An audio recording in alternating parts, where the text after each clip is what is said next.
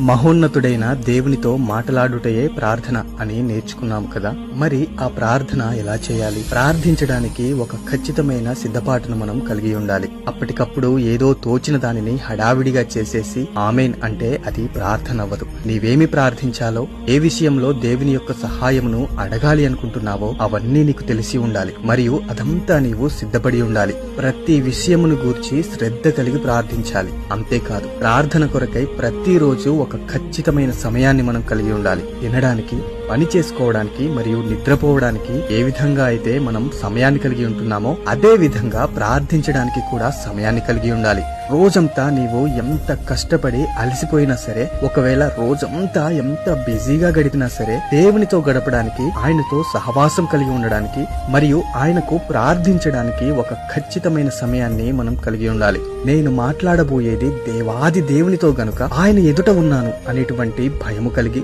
గౌరవంతో, మనస్సు పెట్టి భక్తితో ప్రార్థించాలి. ఈ రోజు నుండి ఖచ్చితమైన సిద్ధపాటుతో, ఖచ్చితమైన సమయానికి ఖచ్చితముగా ప్రార్థించే వారిగా ఉండుటకు ప్రయాసపడుదాం. మన ప్రభువైన క్రీస్తు కృప మీకు తోడై ఉండునుగాక.